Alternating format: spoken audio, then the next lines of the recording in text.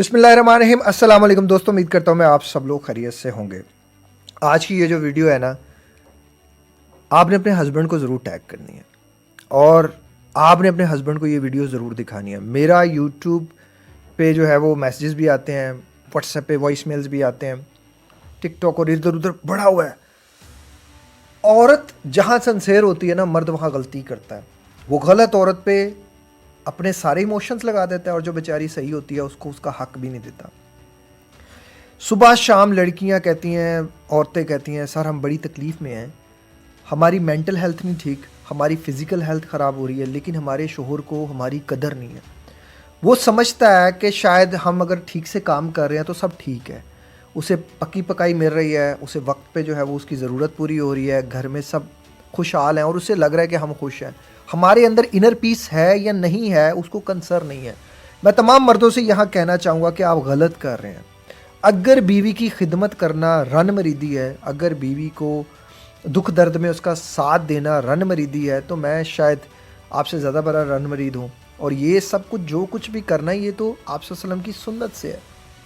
आप सल्लम अपनी अज़वाज मोहतरात को अपने हाथ से खाना खिलाते थे, उनके काम करते थे, उनको जो है वो इज़्ज़त देते थे और उनके लिए कितना मुकाम उनका और कितना मर्तबा है, ये सब हमें दिखाने के लिए, हमें बताने के लिए, हमारी कम अक्ल चीज़ों में ये समझाने के लिए। लेकिन अफसोस आप अपनी सारी फीलिंग्स बाहर लड़कियों के ऊपर लगा देते हैं। अगर आपकी ज़िंदगी में कोई बाहर लड़की है या नहीं है, लेकिन खुदारा आपके जो घर में लड़की है, जो घर में इज़्ज़त है, उसको ज़रूर वक्त दें, उसको ज़रूर समझें। शोहर के चंद बोल बीवी के लिए अनमोल होते हैं।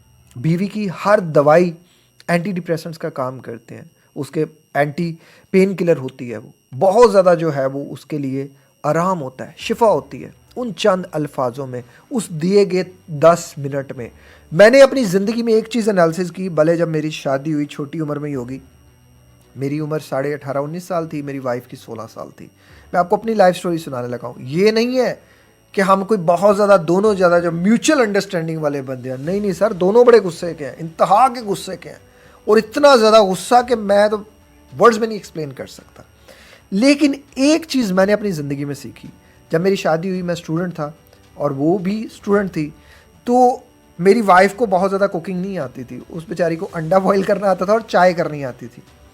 मैंने उसे पूरी कुकिंग सिखाई, पूरी कुकिंग। उससे पहले मैंने कुकिंग सीखी और पता नहीं अल्लाह ताला ने कैसा दिमाग बनाया कि मेरे सामने आप चीज़ ले आए, मुझे पता चल जाएगा उसको सूंघ के कि इसके अंदर अंदर क्या पड़ा होगा। आप बिरयानी मेरे सामने एक दफ़ा बना देंगे, जिस एंगल से आपने बनाई होगी अगली दफ़ा मैं उसी एंगल से बना लूँगा, क्वांटिटी तक मुझे याद हो जाएगी। अल्लाह ताला की तरफ से ही होता है। बहरहाल मैंने हमेशा उसका साथ दिया। मैं यहाँ आपको एक बात बताऊँगा कि बीवी की कोई भी बीमारी अगर उसका शोहर साथ है ना, तो वो बीमारी उसको बीमारी डैमेज ही नहीं कर सकती। मेरी वाइफ को डेंगू हुआ और उस टाइम पे उसके प्लेटलेट्स जो थे वो काफ़ी नीचे आ गए। डॉक्टर ने भी काफ़ी ज़्यादा जो है ना वो हमें अलार्मिंग सिचुएशन दे दी। मैं उस टाइम पे कॉल सेंटर कर रहा था, मेरे पास वक्त बहुत कम होता था।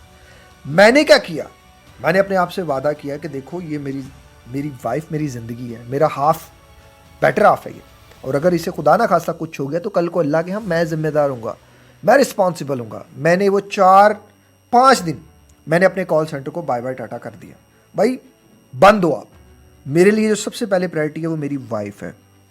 मेरी वाइफ कुछ भी नहीं खाती थी, मैं खुद उसके लिए एप्पल जूस बनाता था, खुद उसके लिए जूस रेडी करता था, उसको खुद अपने हाथ से खाना खिलाता था, खुद उसके जो है वो जो भी उसके मामला थे वो मैं खुद करता था। और अल्हम्दुलिल्लाह मेरी वाइफ का डेंगू ठीक हो गया। और वो डॉक्टर को जब रिपोर्ट वगैरह दिखाई और वो खुद भी हैरान था कि इतनी जल्दी कैसे ये चीज़ें हो गई। फिर मेरी वाइफ को जो है वो पीला यरकान हो गया।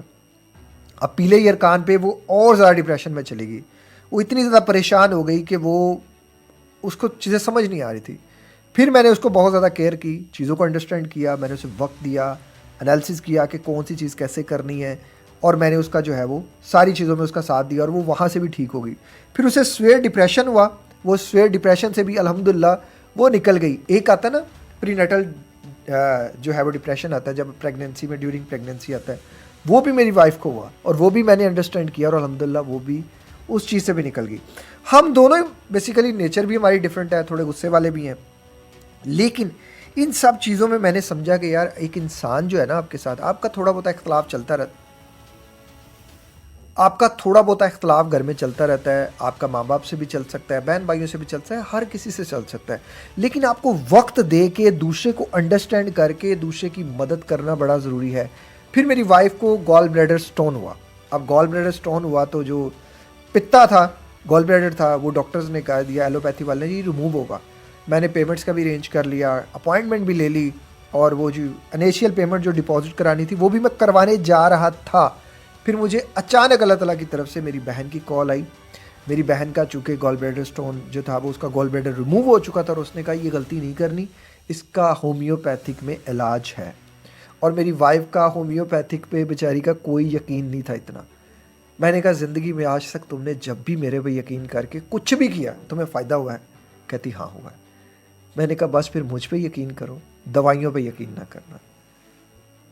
वो जो होम्योपैथिक के कतरे होते थे वो मैं खुद डाल के देता था, वो जो दवाइयाँ होती थी वो, और रमज़ान ही था उन दिनों में ना, ये जो रमज़ान आने वाला इसी तरह ही रमज़ान था। रोज़े से पहले, रोज़े के बाद, अफ्तारी और सहरी, ये मैंने अपनी ड्यूटी अपने ज़िम्मे ली। अल्हम्दुलिल्लाह 3 मंथ्स के अंदर अंदर उसकी रिपोर्ट्स कहीं पड़ी होगी, गॉल ब्लैडर जो है वो स्टोन जो है वो ख़त्म हो गए। शिफा सिर्फ दवाई में नहीं होती, देने वाले के हाथ में भी होती है। अब मेरी वाइफ को उसके बाद बहुत ज़्यादा शदीद कमर में दर्द रहता था। उसको दर्द को लेके हमने तकरीबन 1 साल के करीब जो है ना वो उसका ट्रीटमेंट करवाया। मैंने फिर उसके बाद खुद सोचा कि अब मैं तुम्हें दवाई अपने हाथ से दूंगा। मैंने उसे खुद दवाई अपने हाथ से देना शुरू की, और वो जो 1 साल उसने दवाई खाई वो एक तरफ, और उसने जो 1 महीना दवाई खाई, जो मल्टीविटामिन खाए वो एक तरफ। वो कहती मुझे ये 1 महीने का ज़्यादा असर हुआ। तो मैं यहाँ आपको सिर्फ एक चीज़ समझाना चाहता हूँ कि देखो, आपकी लाइफ में ना आपके लिए जो सबसे कीमती चीज़ है वो आपकी वाइफ है। माँ के बाद जिस ज़ात का सबसे पहला हक है, माँ बाप के बाद ही, वो आपकी वाइफ है। अगर आपकी वाइफ बीमार है और आप अपनी वाइफ के ऊपर पैसा लगाने से घबरा रहे हैं, डर रहे हैं, परेशान हो रहे हैं, सोच रहे हैं, ऐसे नहीं होगा, गलत है। इंसान कमाता किस लिए? अपने बीवी बच्चों के लिए, अपने माँ बाप के लिए, अपनी फैमिली के लिए। इनके ऊपर पैसा लगाएं, इनके ऊपर वक्त लगाएं, इनके ऊपर फीलिंग्स लगाएं। और ज़िंदगी में जब इस खूबसूरत रिश्ते में आपने वक्त देना शुरू कर दिया, केयर करना शुरू कर दी, मैं अपने रिश्ते में कुछ भी हूँ ना, मैं ये नहीं कहता कि मैं बहुत कोई अच्छा इंसान हूँ, मैं ये हूँ, मैं वो हूँ, मेरी वाइफ से मेरे 100 इख्तलाफात होंगे, हमारे, आप 2 बर्तन भी साथ रखो तो वो आपस में करते होंगे, हमारी 100 चीज़ें होती होंगी, लेकिन उसको भी पता है कि एक चीज़ मेरे अंदर बहुत अच्छी है कि मैं केयरिंग बहुत ज़्यादा हूँ। मैं अपने आप पे तो छोड़ता हूँ, लेकिन मैं किसी के मामले में, जो मेरी फैमिली है उसके मामले में बहुत ज़्यादा केयरिंग हूँ। और मेरी वाइफ के जो, उसकी तो बहुत सी क्वालिटीज़ हो सकती हैं, मेरे से ज़्यादा ही होंगी। तो ज़िंदगी में जब आपका जो साथी है, अगर वो आपके साथ खुश है तो आपके घर में सुकून है, अगर वो दुखी है तो घर में दुख है। आप क्या समझ रहे हैं कि आप सिर्फ 2 रोटियां, आपने फिर शादी की तो सिर्फ 2 रोटियों के लिए की कि 2 रोटियां आपको मिल जाएं, घर में सफाई मिल जाए? और क्या प्रायोरिटीज़ थी? वाइफ को सुकून भी तो आपसे चाहिए था, वाइफ को आपसे जो है जब वो बीमार होगी एक साथ तो चाहिए था ना।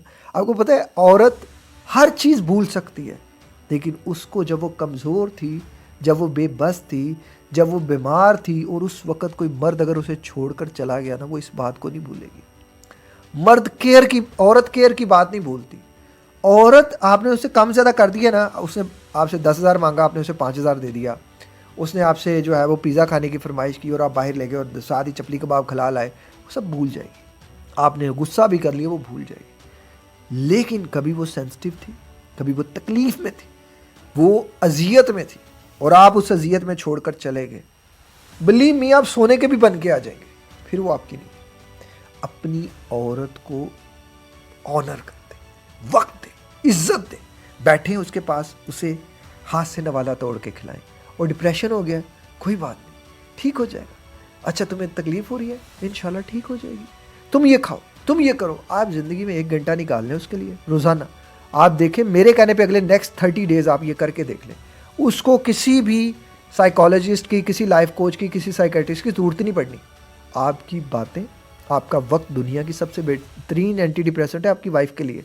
आप क्यों इधर उधर सर खपा रहे हैं? आप उसे समझे, सुने, अंडरस्टैंड करें कि अच्छा ये होता है, ये ऐसे होता है, इसको ऐसे करते हैं, इसको वैसे करते हैं। आप देखें, इंशाल्लाह सब ठीक हो जाएगा। वाइफ को आपका टाइम चाहिए, वाइफ को आपकी केयर चाहिए, वाइफ को आप जब अपने साथ लेकर चलेंगे, आप हैरान हो जाएंगे कि वो बेचारी तो बीमार होती नहीं है, वो बीमार होती है हमारी इग्नोरेंस से, वो बीमार होती है हमारे ना वक्त देने की आदत से। हम इधर उधर तो हम इधर उधर तो बहुत वक्त दे देते हैं, लेकिन जिसे वक्त देना चाहिए उसे वक्त नहीं देते। खुदारा इस बात को अंडरस्टैंड करें और अपने घर में वक्त इन्वेस्ट करें। आपका घर में वक्त देना बड़ा ज़रूरी है। इसी तरह की मोटिवेशनल वीडियोस को देखने के लिए चैनल को सब्सक्राइब कर लीजिएगा। अपना बहुत ख्याल रखिए, मुझे दुआ में याद रखिए। मिलते हैं किसी और वीडियो में किसी और टॉपिक के साथ। अस्सलाम वालेकुम, अल्लाह हाफ़िज़।